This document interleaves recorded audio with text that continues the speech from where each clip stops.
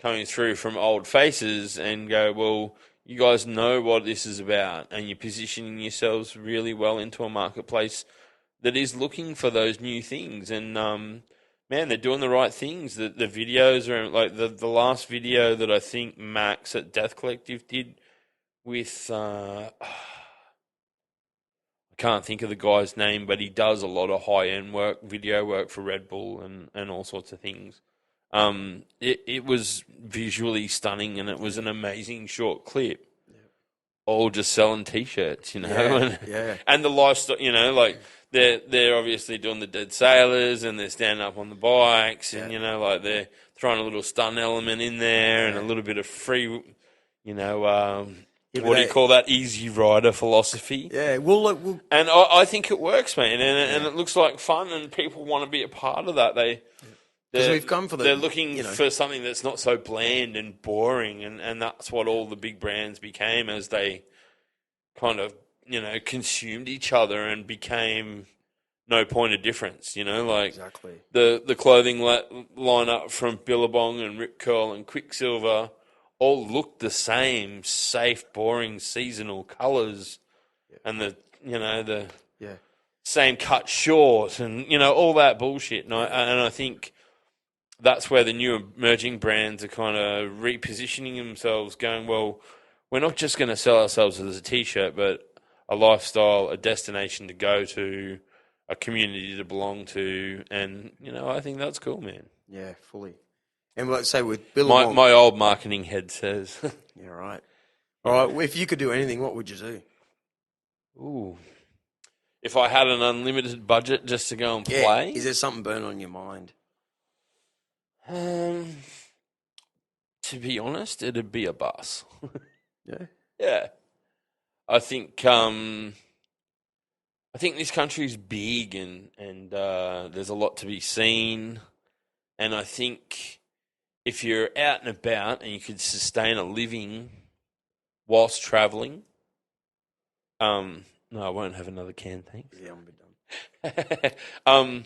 If I could sustain a decent enough living while travelling so I didn't have to think about where I was staying and how long for, I think I'd rather get back out there and get away from the hub of activity that like the Goldies become, or Sydney's become, or Melbourne. They're all amazing places to live, to be at, to, you know, make a living from, but I think, you know, a lot of people just don't go and have a look at this country, you know, and it amazes me every time I do something strange like go out west and stuff, and I'm kind of looking for more of that at the minute. Why don't you do any, I hate the word video blogging, right? I hate it. But in my point of view about you is that you're doing a bunch of stuff that no one I know does. Like, you're you seem to be in all different places every week. Why isn't there a, for want of a better one, documentary? It's not talking about you. It's talking about the things that you see in this country. I mean, I did shoot 3,400 photos and videos while I was out west, which on the workload I've come home to is going to probably take me about 4 months to get through. There may be a short doco in there. There may be a coffee table book. I don't know. I still have a thirst for generating my own content, and I'm not sure if, you know, a vodcast or a video blog or anything like that is quite my style of thing.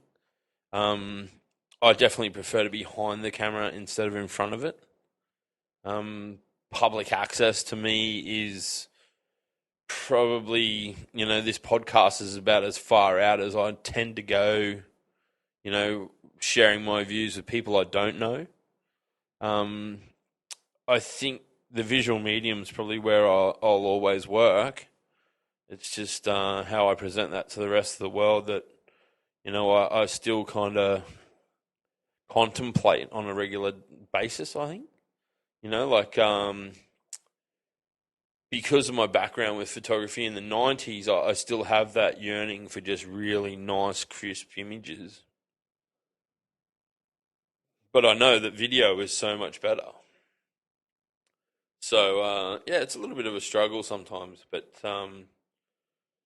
yeah, I think, if I had unlimited budget, it'd definitely involve more community work and, a traveling bus scenario and learning more culture and sharing more stories and, letting the rest of the country know what is out there. What's up that road just a little bit further than you're used to traveling, like what is outside your comfort zone? I don't know too many people that do the kilometres in this country that I do, and the ones that I do know are of the same, thought patterns as I am, so I wonder if more exposure creates more understanding and I don't know how you put it, not empathy to the cause, but, involvement in it maybe, so I don't think I'll ever go back to having a clothing label or being involved in any of that sort of stuff, unless it was a very, very, underground sort of a project. I don't know. What about Or the benefits were socially viable, Yeah. The last time we spoke, you picked up Marilyn Manson in a van. Yeah. You had any rock and roll work? That Summer Sonic, what was it called? Supersonic? No, Soundwave. Soundwave, yeah, that was cancelled. Yeah, no, it's all gone. Can you believe what they were paid? Did you see that? Yeah, there's a lot of money. $600,000. Mm. That blew my mind, mate. Yeah. Slipknot, whether it's true, who knows? 1.6 million to come to Australia. Yeah, I'm pretty sure the numbers quoted were fairly true. That's a lot. That blew my mind. It does make me wonder how a business and a bank in this country can get to $30-40 million deep in debt and still be trading, Yeah. Like, and I stress when I owe somebody $50. Me too, mate. I was talking about Corey DeLuca. Corey DeLuca walked into this studio to do a podcast about 5 episodes ago, and as we're rolling, I went, "Oh, you had that studio? Oh my god, I owe you $20. Actually, I owe you $20 because every time I go past Ashmore, I know, I'm the same, mate. Yeah, but yeah, so, how do they do it? Knowing that they'll only get, let's pretend, 30,000 people through this one. That's not going to pay the bills. He's going to pay for Slipknot. And I think it's still all pretty messy, man. Like the ticketing companies had forwarded the promoter ticketing money to pay for initial payments on this year's festival and its participants. Like the artists obviously have to have a deposit up front before they even come out here. And the artists hadn't been paid and the money hadn't gone anywhere but to the promoter, but he wasn't refunding tickets. Right. He put that onus back on the ticketing company. Right. So, but what's his name? I actually met him in 1997. Yeah. He owned a little Sydney magazine. Yeah, right. A couple of times he was at the same party of someone I knew. Mm. And then his name would just grew and grew. Yep. But yeah, he'd be in a world of pain right now. Imagine that life with that going from the like building something for 10 or 12 years or whatever it was for Soundwave to being the biggest promoter in the country and owning parts of other festivals, and then a couple of weeks later not being able to buy you cornflakes. And everyone hates you. People that you loved hate you. Oh, like, I didn't people who didn't like even this. know you hate you with a fucking vermin passion, But yeah, that seems to be the music business, mate. It's it ebbs and flows, and it's a strange thing to be a part of. I did a country music festival out at Willowbank. Yeah, just before I went away to the desert. That was the country music festival. What was it called? CMC Rocks Queensland. Yeah. Yeah. That's okay. Okay. Oh mate, that was a funny Forgot thing. that. Hey, I can't even think that's so terrible. I had one of the headliners, right? Chris. A young fella. It was apparently one of the largest selling country music artists in the world. Let's Google him. What? You should just look up CMC Rocks Queensland. He was a headliner, yeah. I can't even think of his name. Anyway.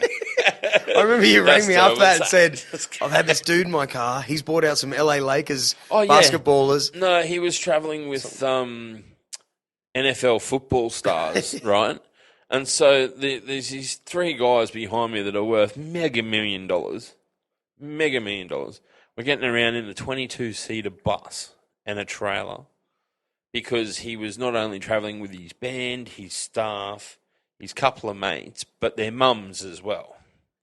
That's so country. The mums were a part of the travelling party. And give me a look at that bloke. That. Yeah, keep going, yeah. Yeah, so the mums were travelling with them. No, it wasn't those dudes. Why are their names not coming up? Yeah. Why would you bring your mums? I know that's why. him there. Chase Rice was the guy, right? Oh, who doesn't know? So, well, apparently he's written like mega million country music songs, right? Yeah. So he's got that much cash, and his two mates, they're sitting in the chair just behind my driver's seat, and they're talking over the fact that the manager didn't think that me $70,000 credit card bill per month was an acceptable value, and he just bought his first Maserati that was black with the red leather interior, and it was just funny shit, man. Like they're all on the piece, they're all having a good time.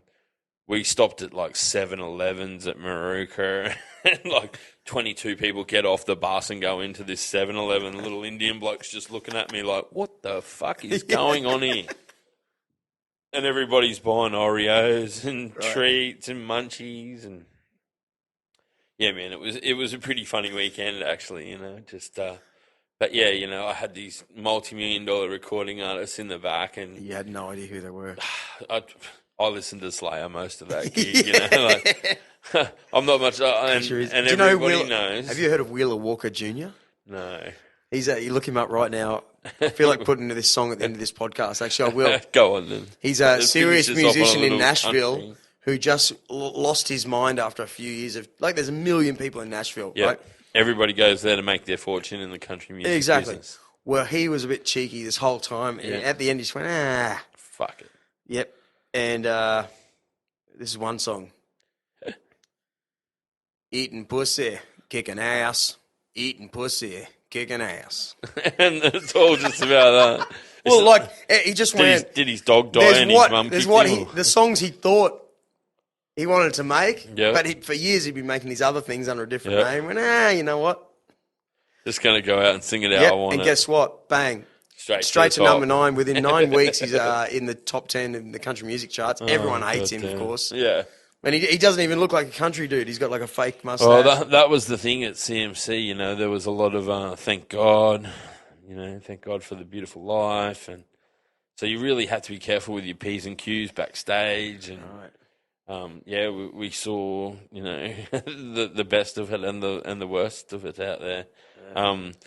The signing tent was, it was so funny. There was just all these dolled up country chicks that had come in from hours away outside of Willowbank, looking to meet their high school sweethearts or whatever on the wall, or I don't know. It's weird. It was just weird, man. And I actually had heaps of fun working it because the crew, there was 22 of them everywhere we went. So, it was pretty funny and, sort of naive, funny blokes, right?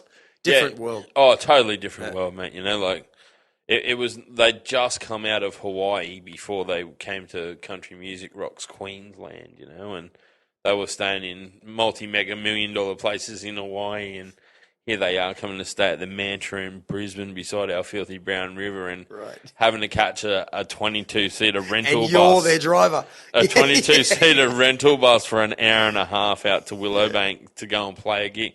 And I think Chase... Dude, I don't think he knows who we are. Yeah. And just the driver doesn't even know who we are, dude. Like, this guy Leigh, he just doesn't care. Like, what? Did you go and see our show, Leigh? No. Really sorry, but no. Do you want us? Do you want me to play some so you know what? No. Get on the bus.